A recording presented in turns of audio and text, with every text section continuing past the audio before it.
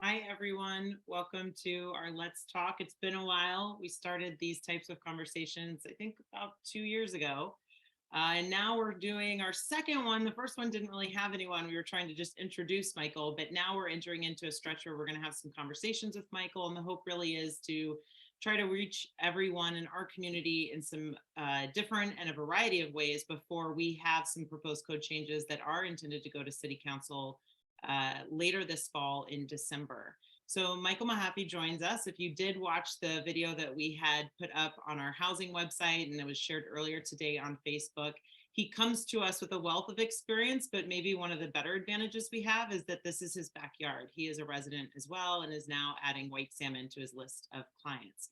So we've been working with him since the spring. He helped guide our council through a housing action plan, which specifically was calling out some clear targets and objectives for what we're trying to tackle in these coming months and years as it relates to creating more housing opportunities for all of our residents that live here and everyone who may want to live here in the future, but still maintaining the community that we know as white salmon. So now he has come forward in our second phase, now that we have a housing action plan, with some proposed code changes. And today we really want to kind of set the stage. We're calling it QUIMBY over NIMBY because NIMBY might be something you've heard before, not in my backyard. And we're really aiming here for quality in our backyards. So we want to kind of preview some of these code changes and explain how we got to this point and where we are in the bigger picture.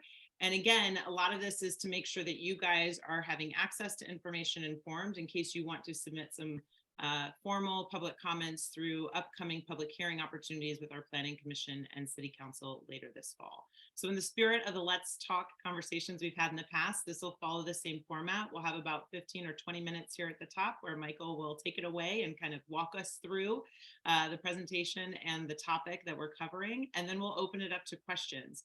So if you're joining or watching this on Facebook Live, we'll be checking that comment thread. You can add your comment questions there.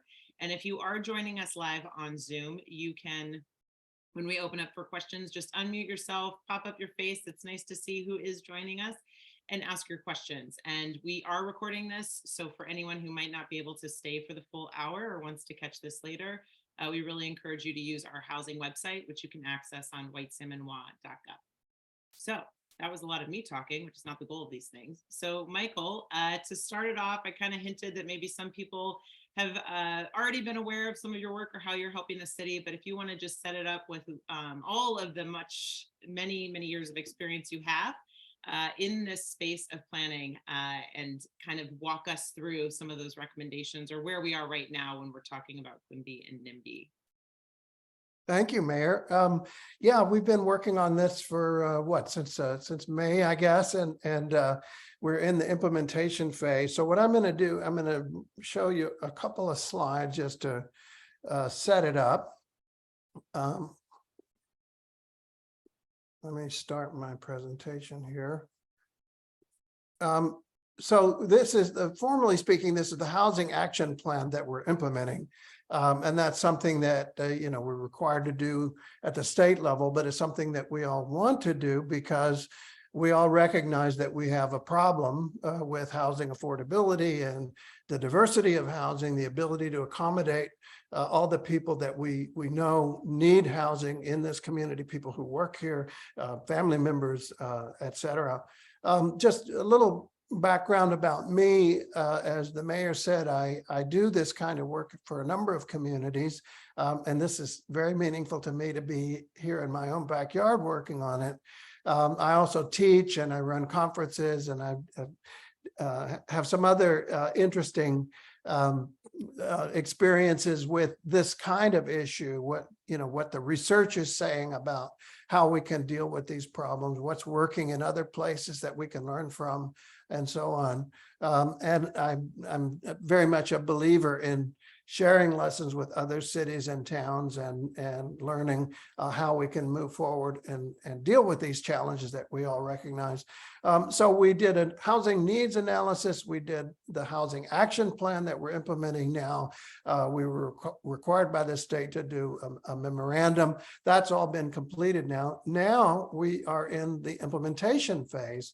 And I don't know if you can see that because of the way Facebook or Zoom is covering that up. Let me see if I can minimize that, and hopefully that won't be blocking your view.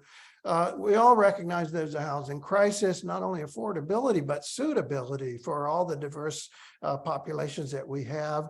And as the mayor was suggesting, we have many barriers. A lot of them are unintentional. We just have old codes that have been held over for many years and things that are creating unintended consequences. The regulatory problems, the process, the permitting, the financial challenges, getting the funding, the construction is expensive, as we all know. Land availability and cost is a big issue, and there are a number of other factors that I think we're all painfully aware of. And this is happening, statewide and nationwide. And there are actions that are being taken to counter these problems, to meet these challenges statewide and nationwide. And we'll maybe talk about that in a little more detail later. And so the mayor mentioned this idea of QUIMBY, and you've all heard, I think, about NIMBY, which is not in my backyard, and the idea of YIMBY, which is, well, let's have more housing, but let's not just shove it down people's throats and create impacts that are unacceptable for a lot of people. Let's make sure that it's done in a way that is agreeable to the neighbors, because sometimes NIMBYs have a point, right? That sometimes what happens that when we create new growth is it's very undesirable and it creates lots of negative impacts. That's sort of sprawling, ugly. Maybe there's shadows cast on the neighbors' backyards and intruding on their private outdoor space and so on. So we need to deal with that. And we also need to deal with the historic problem with our zoning codes that goes way back, and I was shared some of the research on that. This is in 1952, the American Society of Planning Officials, which is now the American Planning Association. It's talking about how this is really deliberately exclusionary zoning, that many of these ordinances were created to keep out people who were of lower income or maybe considered undesirable ethnically, and so on. And we all recognize, I think now, that that's really not justifiable, and that what we need to do is have zoning that really deals with the real impacts, the real problems that are created when buildings are too big or too discordant or creating other kinds of problems, but not when they are keeping out people of lower income or different ethnicity or whatever. And I think we all recognize that. And we recognize, I think, that we need to do it in a way that works with the neighbors, that has quality in my backyard. That's the idea of QUIMBY. And this is going on, as I said, statewide and nationwide. At the statewide level, there is the initiative to add middle housing, provisions for accessory dwelling units, creating clear and objective standards, increasing density. And I know density can be a dirty word, but there are ways to do density that are quite beneficial when you're talking about more walkability and more amenities close by that you can walk to and so on, if it's done carefully, and other kinds of streamlining to make it easier to build good quality development. And I think we always have to ask, will the changes be done with the residents or to the residents? Let's find ways to work together with the residents, with neighbors, and develop plans and regulations that people support, that are proactive and not reactive, and that have the early buy-in, the win-win outcomes that we're all looking for, that preserve the livability, the small town character. That's the reason that we all love White Salmon. That's why we moved to this area. And we want to add diverse housing at lower cost at the same time and streamline the process. And maybe we can have compatible new buildings, compatible cottages and accessory dwellings and smaller units that are more affordable and that fit right into the community instead of overwhelm the community. And that includes maybe some row houses or some apartments that are attractive and fit in and are desirable, that the neighbors say they're desirable going into the process. And maybe we can have more sort of vision statements that we all agree on. We want this kind of place. We want the unique qualities and values, the sense of place, the type of use, before we get down into the things that are contentious, the parking and the density and so on, the building types. So this is a pattern language methodology that we've used successfully in a number of places. That's the idea, that you have a shared vision first, and then you drill down into what you want to do specifically in terms of the actual buildings.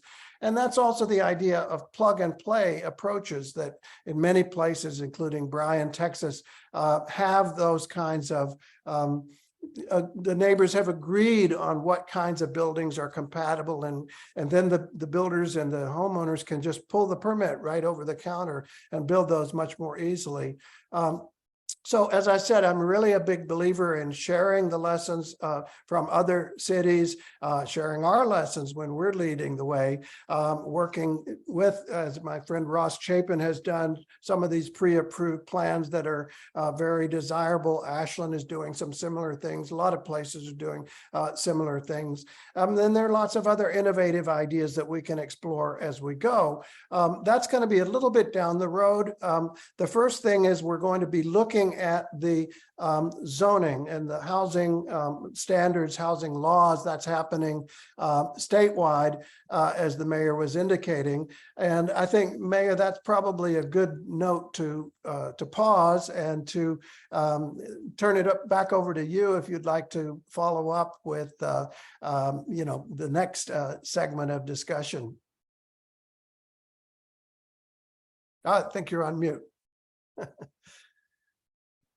Man, you this many years in a Zoom world, I would not. That's the three most common words in the Zoom era. You're on mute. Yeah, and I just have to say, I appreciated that you included your rating on your bio page. It made me wonder, like an Uber driver after, you know, on your other side, made me think of those ratings that we give often in some of those areas. But we, of course, would give you a 5 at this point, because I think what we appreciate as a smaller community is that you're coming to the table also understanding that our desire isn't just to cut and paste, take something from another town and say, let's apply it here.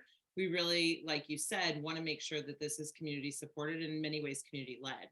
And I think to just tee off into opening it up for conversation, our focus really in this first topic being QUIMBY over NIMBY is to preview some of these changes that we first want to address.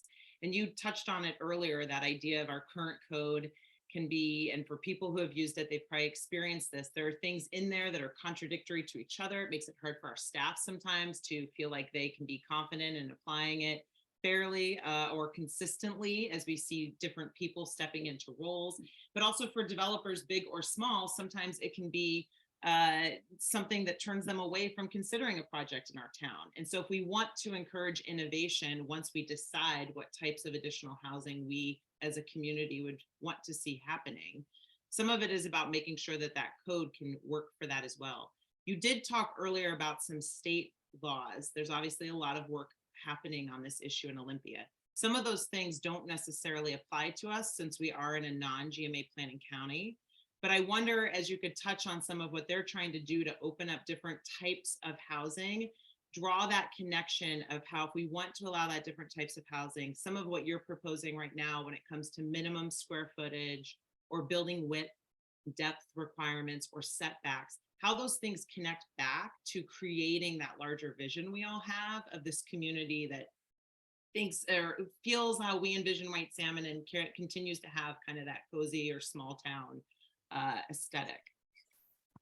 Right. And I think, you know, a lot of these things that are happening statewide are things that we probably all want to do, you know, providing the so-called middle housing, which is smaller units that are maybe more affordable because they're smaller and they fit in. And, you know, some of that, the first steps, as you were saying, Mayor, is that we want to make sure that we can do those, that the zoning allows us to do that. So we deal with maybe the building width restrictions that are not allowing us to have narrow homes, the lot size, width and depth and floor area, the setbacks, the maximum coverage, the number of units per lot, off-street parking. Now that's contentious sometimes because we have to be careful about when we get rid of the off-street parking requirements or reduce the off-street parking requirements per bedroom or per unit.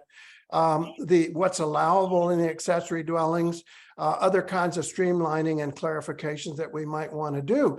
So those are the short-term things, the low-hanging fruit, we're calling it, that we're looking at right now. And I think our goal is to get these done by the end of the year. And we are going to want to start the conversation in more detail about what those are and how we mitigate any impacts. For example, if we're reducing the side yard setback, what happens if the building is casting a shadow on the neighbor's backyard and they have a garden? Or, we want to make sure that these things are done carefully and we don't have unintended consequences. But the broader issue that I think we all need to talk about now is, how do we involve the neighbors? How do we take this QUIMBY approach? And what are the concerns that people have going into this process? What are the things that maybe people don't understand or they want to clarify? And that's really what we're talking about today. Great. Well, and I think a part of that too, so that everyone who is here understands sort of where we are in that process, because we've talked obviously about this going to council before the end of the year. And Right. So I think just to share a screen, there's the standard government process where we have public hearings when something like this does land at a potential adoption. It goes first to our planning commission with a public hearing and then to our city council. But we know that often for the community, that feels like the finish line. And it's frustrating when you come forward at that stage of the game with probably what either you perceive, but also oftentimes our council may perceive is valuable input that we wish we had had earlier.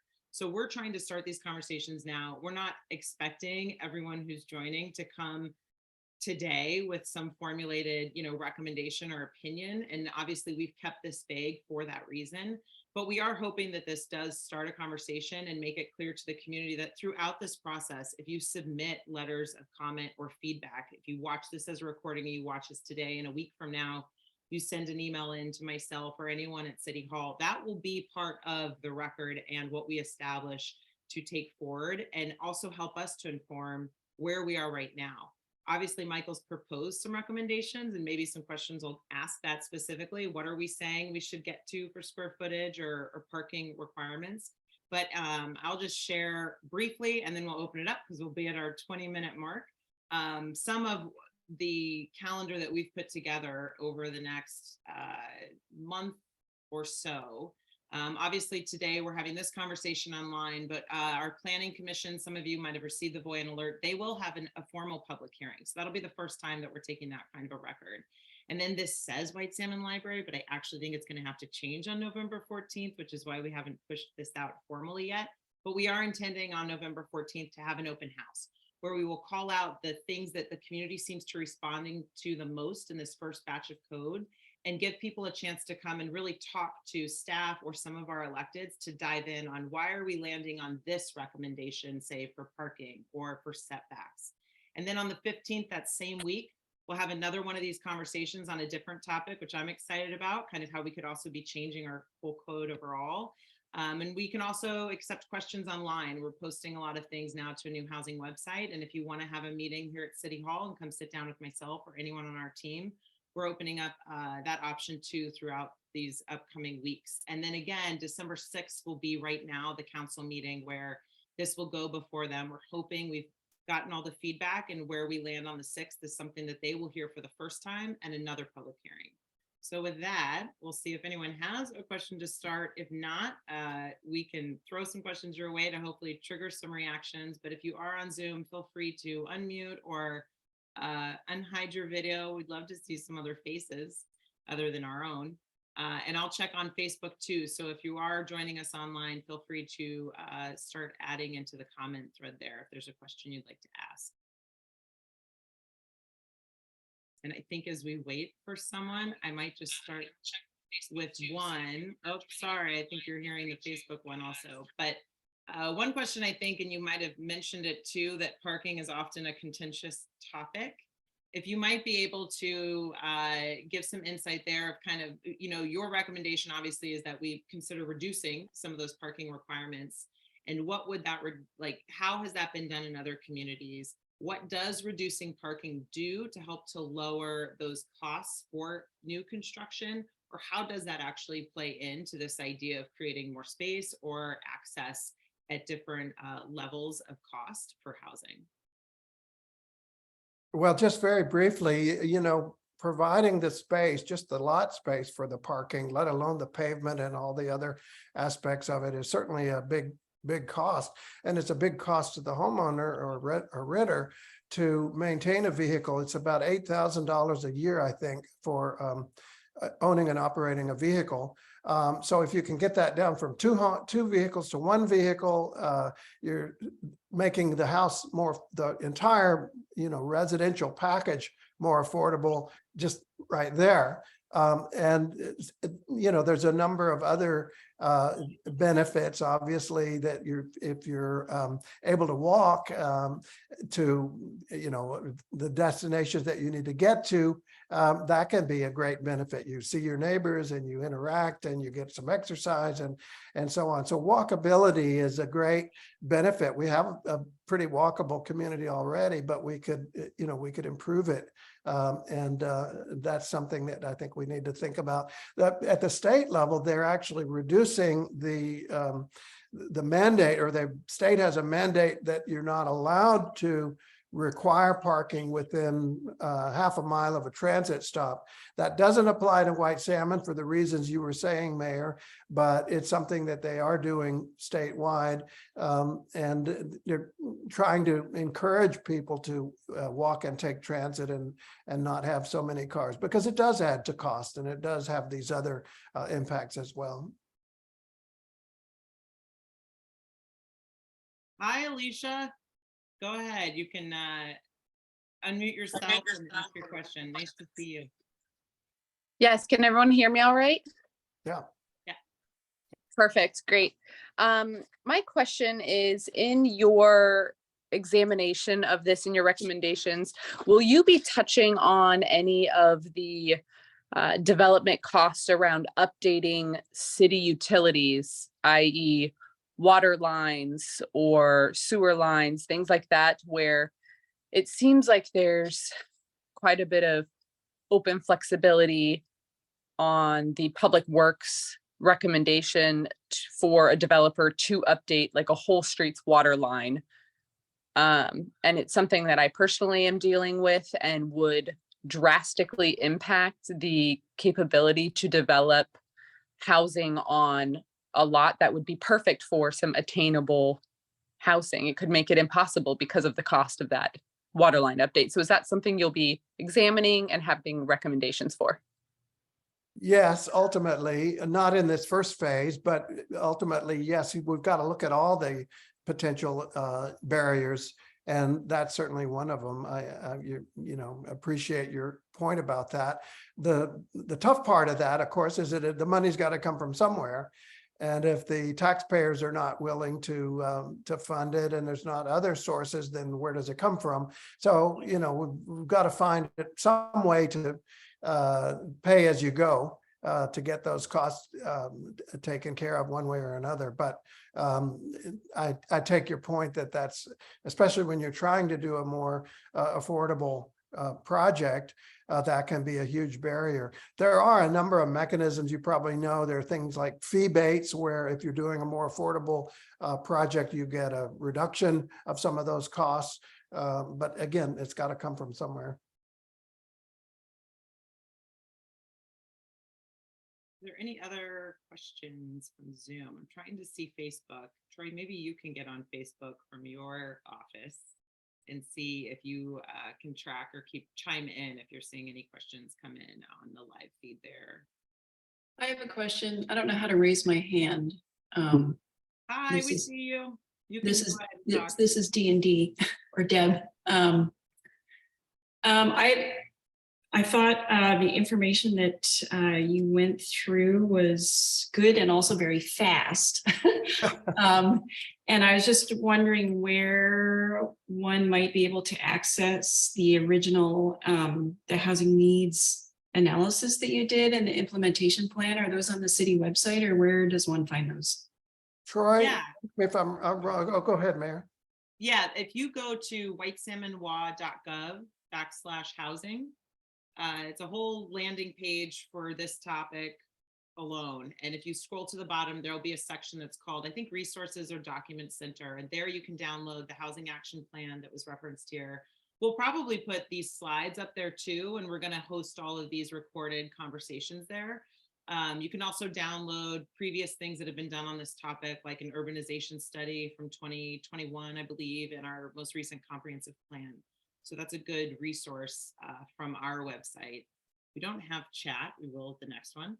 But on Facebook, I'll add in that comment thread just a direct link, but it's whitesalmonwa.gov/housing. Okay, great. Thank you. Hi, Hey, I Taylor. got a question, Michael. Hi, how are you?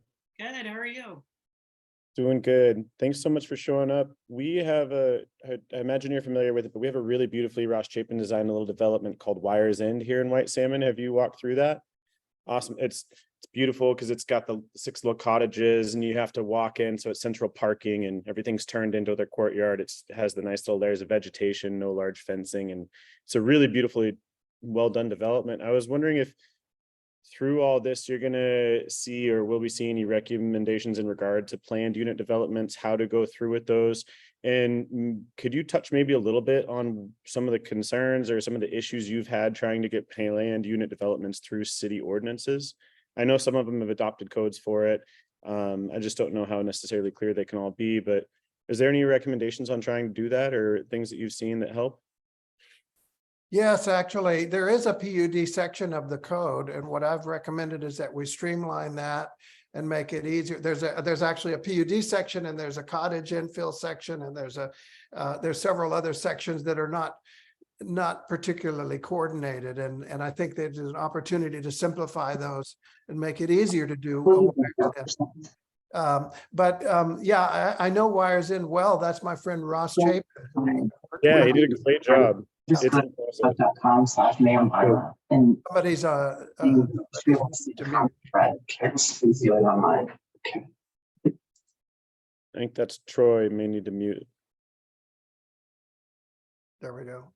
Oh, sorry, guys. We were trying to work through. We're having a hard time tracking the Facebook comments, but we will get there. And if people are posting, we will make sure to get to all your questions. But I was just trying to help him troubleshoot across the hall in our little city hall world. So sorry if that was heard everywhere. Awesome. Thank you, Michael. I appreciate it.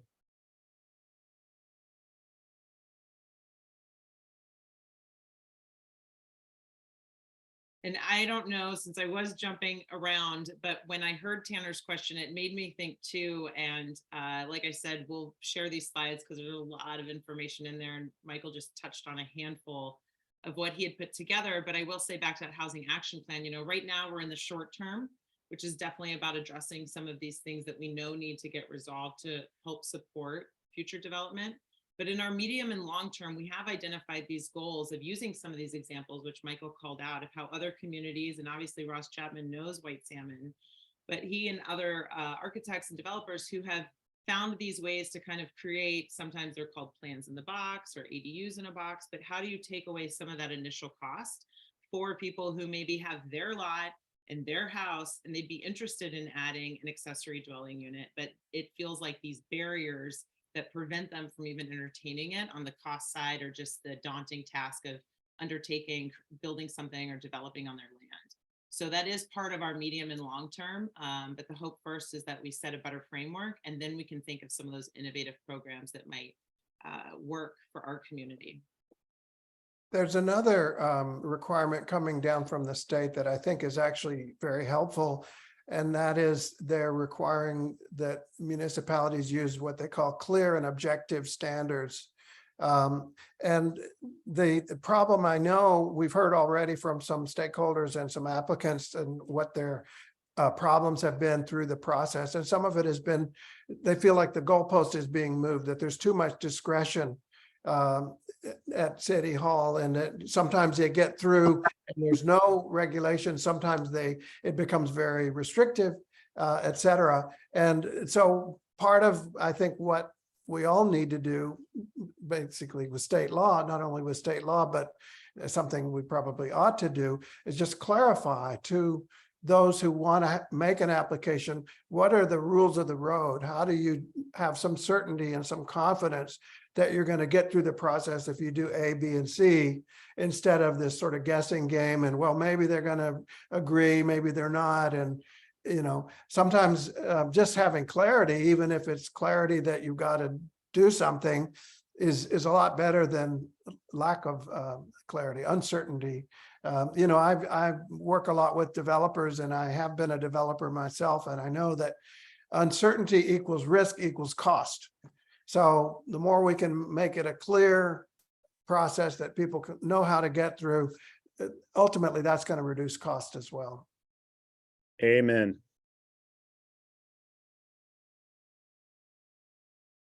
Peter, hi. Go ahead and ask your question.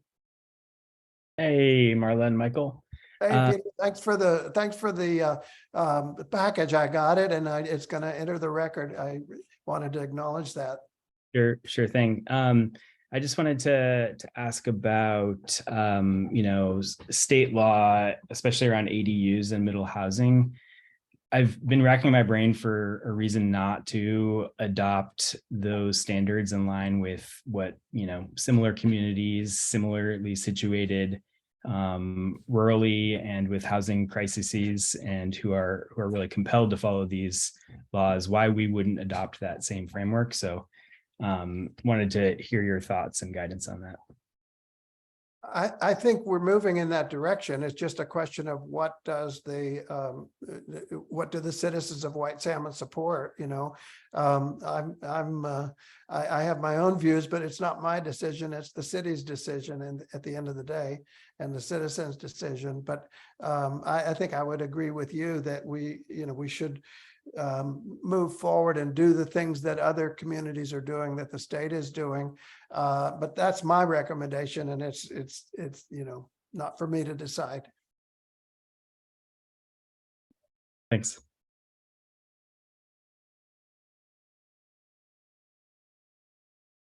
Any other questions in Zoom world? Looks like none so far on Facebook. We are checking, so if you want to post something there, go ahead. And maybe, I guess, for everybody, because obviously I would imagine some people joining this call, such as Peter, are following a lot of what's happening at the state level. And I know we rushed through it at the beginning, but maybe for everybody else, do you want to just talk to what it is that changed at the state level regarding ADUs for other communities that are obligated to implement those recommendations, which is aimed at really opening up the ability to have those. Actually, I have a few slides on that I'll just run through. I'll try not to be quite so fast. I just didn't want to take a lot of time setting things up. I wanted to get to your comments and discussion. But so there are big changes going on, not only statewide, but nationwide.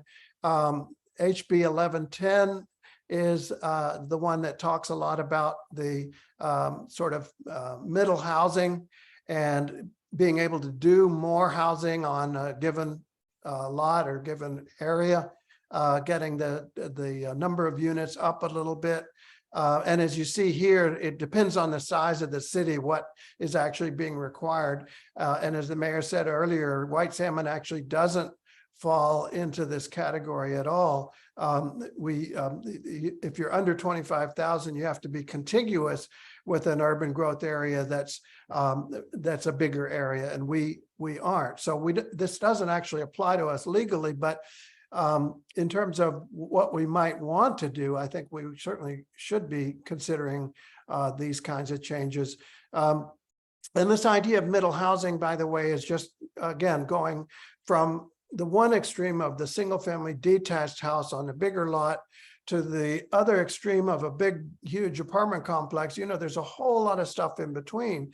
But in our current zoning code, a lot of that stuff is just plain illegal. You can't build it because of the setbacks and the a lot area and all the other things that I was just talking about. So the House Bill 1110 says, well, let's reform that. And we're also saying, let's look at that and let's think about reforming it. Being able to do duplexes, triplexes, fourplexes, et cetera, townhouses, row houses, courtyard apartments, cottages like Wires End, et cetera. And then there are other things that look at, for example, the design review that needs to be streamlined and maybe conducted by staff rather than going through the Planning Commission. I know that might be controversial among Planning Commission members, but the goal is to say, look, if you're already got something that has been sort of approved in terms of the city code, then don't hem and haw, let's go forward with that. And that's, again, the QUIMBY approach that you've already basically pre-approved it. There are some exceptions that allow people to get through the Environmental Policy Act, so the wetlands and things like that. There are extensions to the implementation process that can allow it to go a little longer. I think this one is particularly important, technical assistance, providing model codes and model plans and other things. There's a lot of information on the state website, by the way, and Mayor and Troy, I think we could probably provide a link to that. It's called the Middle Housing, Middle housing resource that has a lot of information. Actually, I think this is from that site. Accessory dwelling units, as Peter was saying, what you can do, not only freestanding, but adding to your building, et cetera, et cetera. There's a lot more there, a lot of other provisions. Again, some of them don't apply to us. Some of them could apply to us. It might be worth those of you who are interested in this having a look at that. There's some of the middle housing resources that the state has, and so on. And this next section of slides is just where we are in the process, which I kind of already covered. So I'll stop there for the moment. Great. Is there anybody else that would like to jump in with a question? And we'll add these links to that Middle Housing Toolkit site, obviously, as Michael mentioned, is a great resource to also just get more information on this topic and the ideas that are out there. Hi, Chris, we see your hand. Go ahead and ask your question. Yeah, hi there. Can you hear me okay? Yeah. Hi, great. Thanks, Mayor Marla and Michael for hosting this talk. This is really great, and I'm glad that at least we live in a community where these conversations are happening, because there's a lot of places where we don't have these conversations, where the community is not allowed to give us input. So really appreciate that. I wanted to talk a little bit about your thoughts on rentals. In particular, there's this gray area right now that I'm facing, which is can't afford to buy because housing prices to buy are way too high in White Salmon, and can't afford to rent, and there's no inventory for rentals. So what I'm talking about is you can put a hypothetical moratorium on short-term rentals, and what's happening is that those owners are going to slightly longer rentals. Well, what I mean by that is 3 to 6 months. But those kinds of places are fully furnished, and it's usually on the whim of the owner when they would come back for the next kiting season. So how do you sort of grapple with saying, like, we're going to put a moratorium on very short-term Airbnb rentals, and we don't want those to take over everything. But how do you encourage homeowners, second homeowners, that kind of thing, to potentially, rent for longer-term renters, or folks that want to rent in the community for several years, maybe they don't want to buy for this reason or that reason, and they can't necessarily afford, some of these furnished rentals that are going for $3,000 a month. They don't want to necessarily live in something that's really small, and you can't fit a whole family in there. So I see this kind of really big gap in the rental market right now. And just looking on, for example, Gorge Classifieds, of the 10 listings, White Salmon, 7 of those are for 6 months or less for fully furnished rentals. a family cannot move into a place like that, try to establish themselves in White Salmon with Right. the intent to buy when that's what the rental market is looking like. So that's Right. where I'm at, and I'm curious your thoughts on that, whether the city has considered that. Maybe I missed that in some of the documentation that you guys have released, but I'd be curious to hear about specifically how you're focusing on the rental market. Yeah, really important point, I think. And I it's certainly one I've felt because I've been a renter. I was lucky to buy a house that I now could no longer afford. And I think a lot of us are in that situation. But I rented before that, and I'm keenly aware of the challenges. And I think there's really a two-pronged approach. Obviously we need to build more rental units, but we also need to, as you're saying, encourage people who might be able to rent out part of their home or an accessory dwelling, and that can include a space in the house. And you know, one of the really interesting things that's happening right now is that as the size of homes, or the number of people occupying homes, is going down, the household size is really dropping dramatically in many cases. And that means that we've got houses with lots of extra bedrooms and lots of extra space that could be rented out. In a different era, people did that much more than they do now. And I think we need to be looking for ways to encourage that and allow that. You know, we have some ordinances in many cities that say you can't do that. You can't have unrelated people living in a home. I think that's one of the things we need to get rid of and say, you know, look, you can encourage people to live together, you know, whether it's co-housing or the owner renting spaces to other people in the home. It's something we've got to look at. So I guess it's a two-pronged or maybe a three-pronged strategy. Build more rental units, encourage people to rent out the spaces that they already have, maybe encourage people to build accessory dwellings or retrofit accessory dwellings in their homes to create more rentals. Yeah, and Chris, I can just say I sympathize.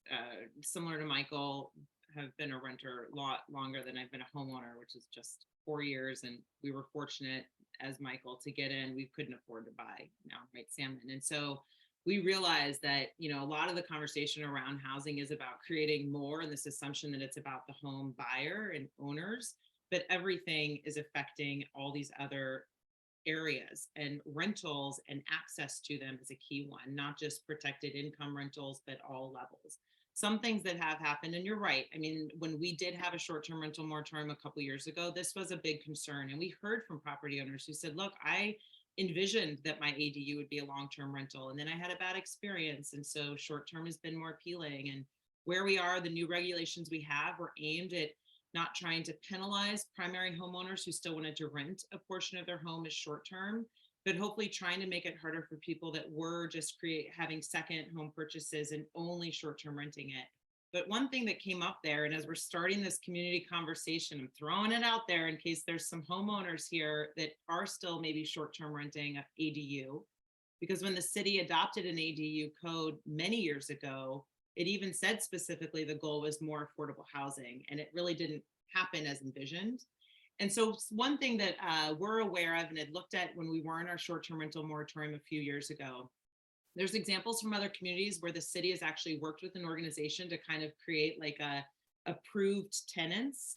So trying to take away some of that concern from people who might otherwise shift from short-term renting to long-term, where you would have renters who would go through this program where the cost for vetting, you know, the credit check and employment and ability to move in and be a renter, and then an expectation that they've gone through some classes of understanding the Washington state laws on, you know, landlord tenant protections.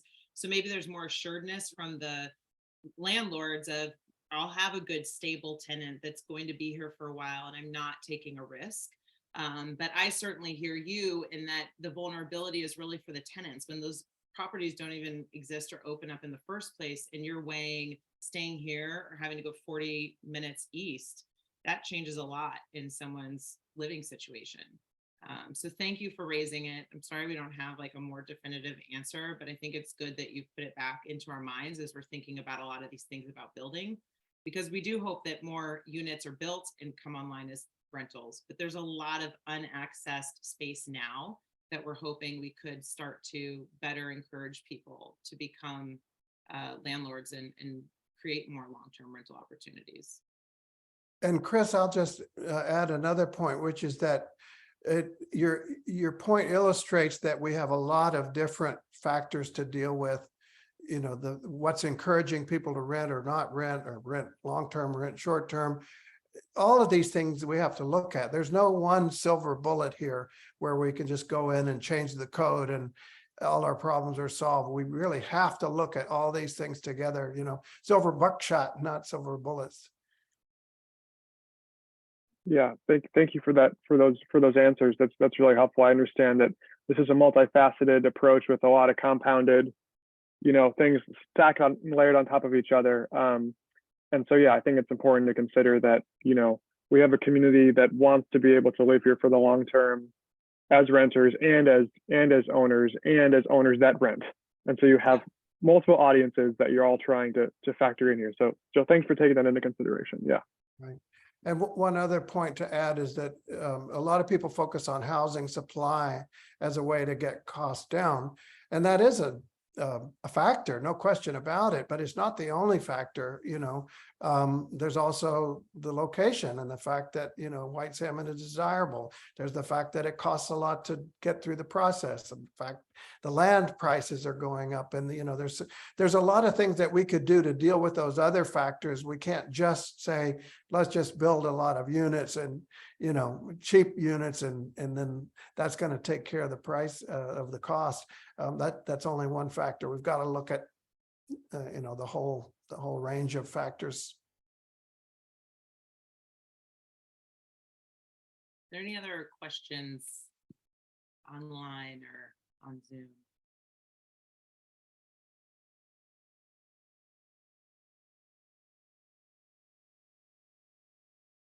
Hey, Peter. Sorry, I tried to give it as much time as possible. That's okay. So this question is really following up on Chris's in a sense. Chris Wright, no relation, but he's a friend of mine. We wish we were cousins. I know. So just kind of thinking about like the pros and cons of what you call in your book, Michael, integrated affordability, and thinking about how we might like partner with organizations to do kind of a more like scattered site approach to housing affordability versus like a more kind of single site model. Maybe I'm really curious about how you've thought about that over all of your time planning. Well, you know, we met with Big River Land Trust. When was that, Mayor? What, 2 weeks ago, 3 weeks ago now? Before you jumped across the pond for a stretch. So yeah, I guess. Yeah, right. And that's something we have to look at also. It's not just what the city does in the code, it's also what the other partners do working together, the different agencies that are dealing with affordability, but also the land price is such a huge factor. And having the ability to do a community land trust where you can say, you know, donate, somebody who wants to see housing affordability as their legacy, they donate some land that goes into a trust, and then it stays at a low basis, so that when you're building units there, or you're maybe land banking it and building units elsewhere, you can maintain that lower basis and keep the overall cost low, because the cost of the land is you know, it's a multiplier for everything else in the cost of the housing. So that's a big factor. So all those things, I think, not only at the city level and the city code level, but the other partners and the other institutions are going to have to be part of the equation here. So thank you for raising that issue. I think it's crucial. Does that address your main question, Peter? Yeah, I think it does. I mean, you know, there is always, of course, going to be a limited amount of subsidy to fund that, and that's a hard thing to predict, and it takes a long time. And so, you know, I think there are some creative solutions that are out there that might, you know, with stakeholder engagement, I think could address some of these things. And yeah, I think all the pieces are in play to make that happen. Yeah, well, there's a number of creative approaches to the funding challenge. There are various mechanisms like what's called tax increment financing, which is that if you're building more units, then over time, people are going to pay taxes into the system, and you can take you can use that future income as a financial resource to service the debt, to create some kind of a bond or a financial mechanism that allows you to buy the land and build the units. And, so there's a number of different mechanisms like that people are exploring. The other one, of course, is just encouraging landowners to donate maybe some of their land and put it into a land trust or a land bank and get either a tax credit or, some other benefit. So there's a number of tools and approaches that can be put to use.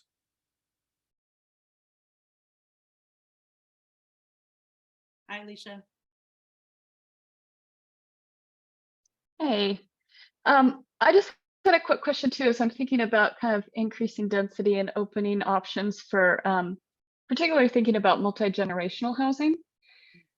So, is there an option in thinking of ADUs, like to do a condominium type aspect so that the ADU could be used either for rental or as another home ownership opportunity?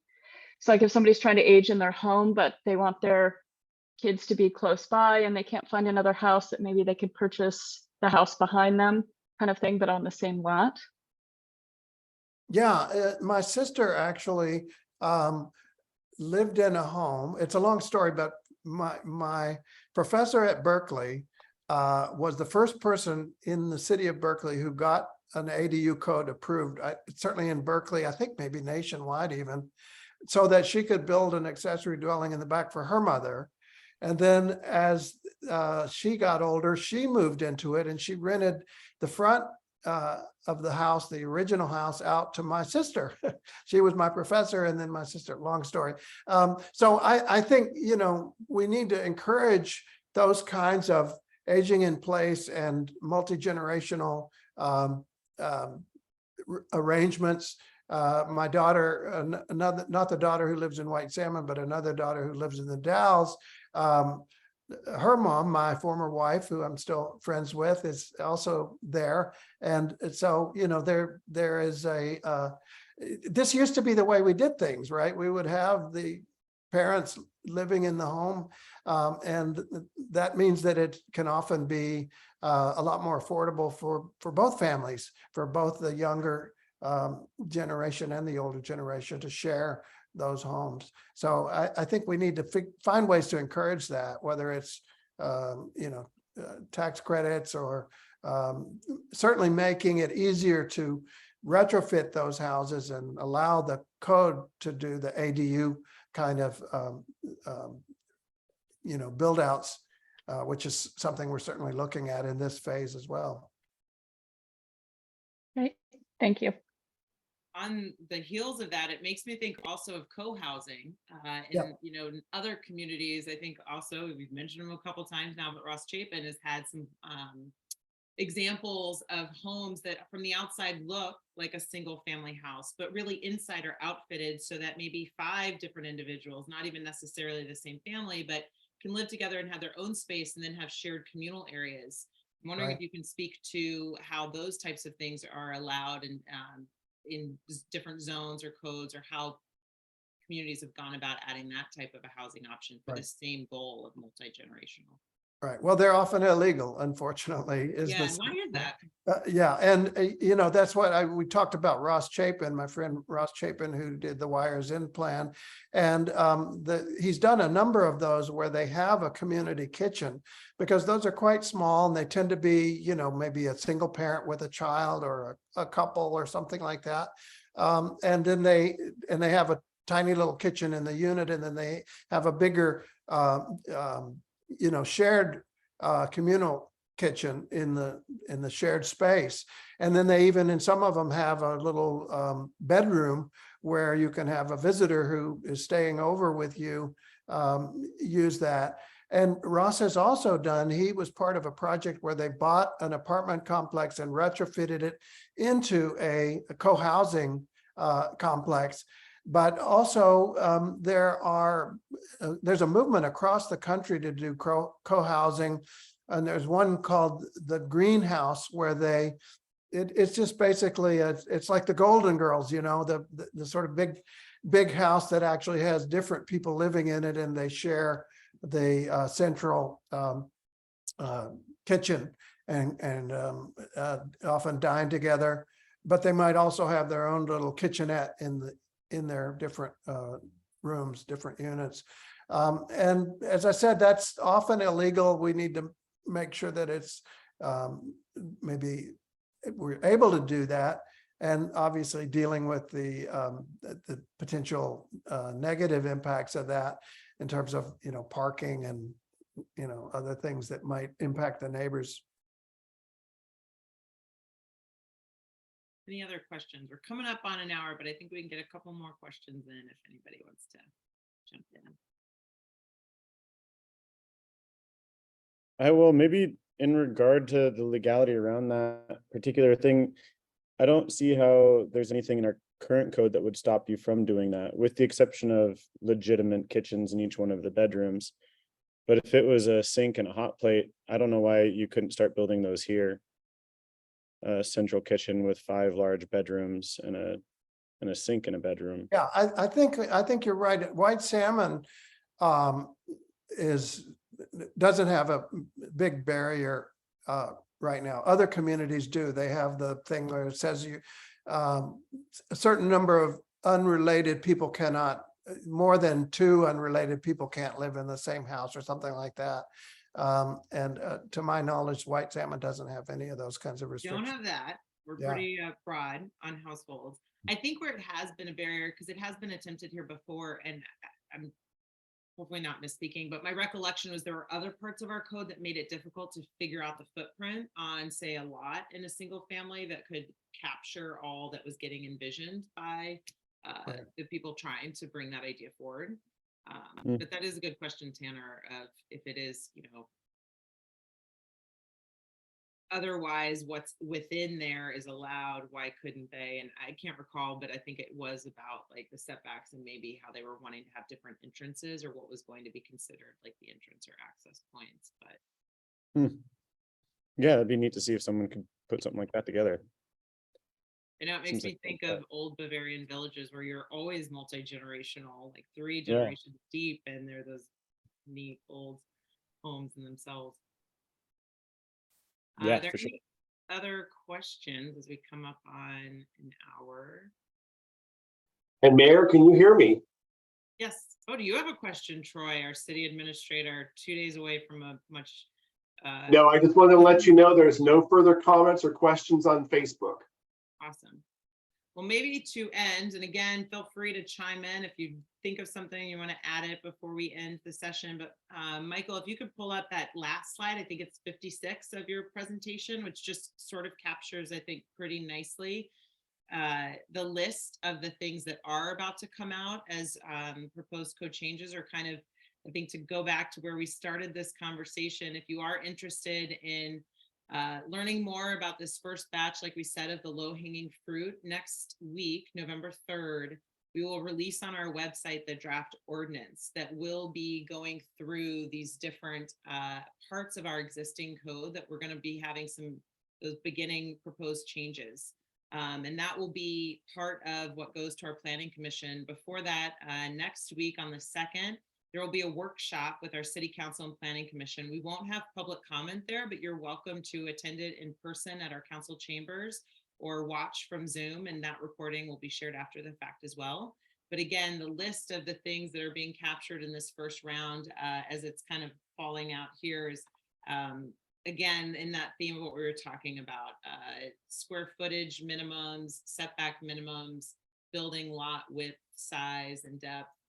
So this kind of gives you an idea of what we're focusing in on. And then again, when that does come out, it'll get released on our website, the true draft ordinance on the 3rd. And then the first time we'll have comment formally for that will be before our planning commission on the 8th. And this is, as the mayor was saying, the first step, and we're going to be looking at some other steps as we go forward. And we want to hear from everyone what, what else you'd like us to look at. The rentals of the parts of your home, that's an issue. All the things that you have raised in the discussion today, I think that's really helpful for us to know what else we need to be talking about long range. But I think ultimately we want to really pull all of these pieces together, not only the city code issues, but who the institutional partners are, how we can form these partnerships, how we can form the resources that are needed to address these challenges. And for example, deal with a broader form-based code, as the mayor was talking about, that makes it easier to have compatible homes that are a little bit more dense, more units, more affordable units, smaller units, and make sure that those are going to fit in with the neighborhood. Not only the form-based codes, but maybe the pre-approved plans. So we're going to be looking at all that as well. Great. And then we will have another one of these types of conversations next month too. I think November 15th. We'll be talking about form-based code, which I think will be a fun topic. The kind of city code that we currently have is kind of considered the traditional. I won't even try to butcher the word. Michael, you can probably say it. Euclidean? Euclidean, how do you say it? Yeah, great. Okay, I guess that's how you say it. But anyway, we have what's considered very old, or the traditional way of addressing code. And a lot of communities have moved to form-based code, which is something that has been brought forward as maybe a medium term or long-term objective for us. So we'll talk a little bit about that topic on November 15th. Again, this will live on our new housing website. We'll post links to the Middle Housing Toolkit that might already be up, and a link to our housing website on the Facebook thread. And thank you all for joining. It's really great to see this much interest and participation in this topic. We know that it's of concern for a lot of people. And as we work our way through these changes, we want to make sure that people feel like they're helping to inform the process. And Michael, thank you as always. It's always fun to hear your take on many of these things. And we're very fortunate and grateful that you're working with our city on this issue. So thank you all. Thank you all.